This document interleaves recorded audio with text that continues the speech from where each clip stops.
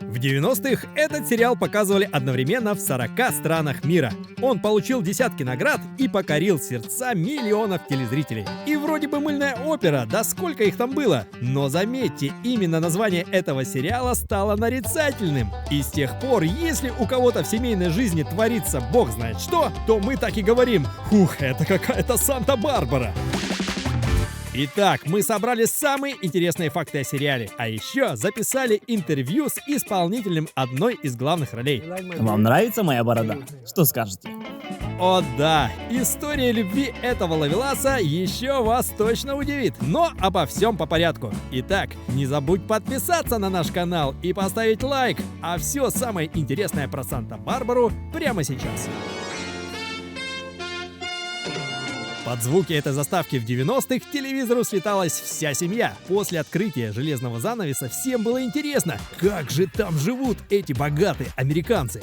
Цветущие сады и уютные виллы, тогда каждый второй мечтал полететь в отпуск в Санта-Барбару. Хотя на самом деле этот сериал снимали не в этом городке, а преимущественно в павильонах Голливуда. Впрочем, на популярность это уж никак не повлияло. Санта-Барбару 24 раза объявляли лучшим сериалом дневного эфира. В общем, получилось 2137 серий, а участие в съемках приняло более 200 актеров. Невероятно! И при этом одним из основных сценаристов был совсем без опыта. Он просто выращивал деревья, а потом настолько увлекся сериалом, что начал писать до 100 страниц сценария в день. Сериал тогда смотрели по всему миру, от Непала до Бразилии, от Японии до Украины. Фанатами становились даже президенты. Ходили легенды, что американский президент Рональд Рейган настолько увлекся сериалом, что начал путать реальность и кино. И вот однажды, когда одна из актрис по сюжету попала в автокатастрофу, он лично написал ей письмо и пожелал выздоравливать как можно быстрее. Знаком с одним из президентов США и наш герой. Я участвовал в предвыборной гонке за Клинтона, во время одного из поздних сезонов Санта-Барбары.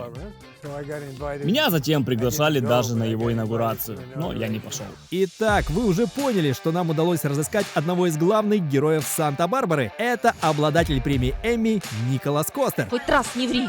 Ты все равно мне не поверишь. И кто в этом виноват? который сыграл в сериале Лайонела Локриджа. И попал он на съемки очень легко. А мне не нужно было проходить кастинг. У меня уже была хорошая репутация. Я снялся до этого в некоторых мини-сериалах здесь, в Штатах, а также в Англии. Так что, к счастью, не нужно было проходить кастинг, мне просто сказали: приходи, мы запускаем новый сериал. В общем, это был очень хороший опыт во всех смыслах. Николас тогда играл красавчика, перед которым было трудно устоять. Кажется, не вышел он из своей роли и в своем возрасте. Вам нравится моя борода? Что скажете? Тогда он, как и многие актеры, получил мировое признание. А сейчас, внимание, посмотрите на этого юношу. В то время вряд ли кто-то из зрителей обратил внимание на этого подростка, который сыграл эпизодическую роль Мейсона Кэпвелла в детстве. А ведь этим молодым актером был сам Леонардо Ди Каприо. Ему было всего 14. Тогда мы не встретились с Ди Каприо, но прекрасно пообщались несколько лет назад после одной из церемоний Оскара, так как я в комитете, который выбирает лучший фильм на иностранном языке. В общем, там было большое пати, я его встретил, я сказал ему: «О, это ж ты снимался в Санта-Барбаре», а он рассмеялся. А теперь посмотрите на этот кабинет. Узнаете? Это же овальный кабинет президента США. Известная актриса Робин Райт, которая в сериале «Карточный дом» сначала сыграла жену президента, а затем и самого президента, также начинала с сериала «Санта-Барбара». Келли, все вокруг узнают, что ты покрываешь преступника. Тогда арестуй меня, Мейсон. Отправь за решетку. Тогда Робин заметил и захотел жениться на ней известный актер Шон Пенн. А все потому, что она эффектно сыграла роль сестры Мейсона Келли в сериале. Давай поженимся. Конечно, поженимся, как только выберемся. Нет, давай поженимся прямо сейчас. Робин Райт, да, это моя хорошая подруга. Я помогал ей, она давала советы мне. Она уже тогда была очень умна, хотя ей было всего 18-19 лет. Она прекрасная женщина. Что ж, неудивительно, что с таким актерским составом сериал настолько запомнился. Впрочем, Николас объясняет большую популярность просто. Я думаю, что сериал был слишком чудной для американской дневной аудитории. И у нас все же было немало юмора. А если посмотреть стандартные мыльные оперы в США, то это «Я люблю тебя, слезы, я люблю тебя, слезы». А мой персонаж и другие, наоборот, часто шутили, развлекались. Я думаю, это одна из причин. Ну а другая причина — это то, что они раскручивали одну историю любви вот слишком долго. Да, делали это, конечно, хорошо, но слишком долго. Я не мог сказать в итоге, кто же это был. Отношения с Санта-Барбарой у Николаса тоже отчасти напоминают о названии самого сериала. Я однажды ушел, покинул сериал, потому что сценарии стали на тот момент просто ужасными.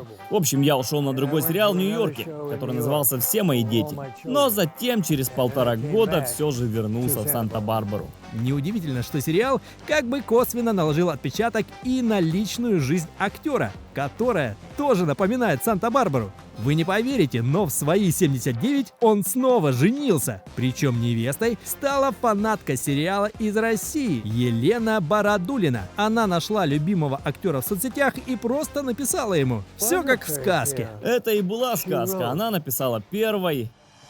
Я ответил кратко, но не сразу.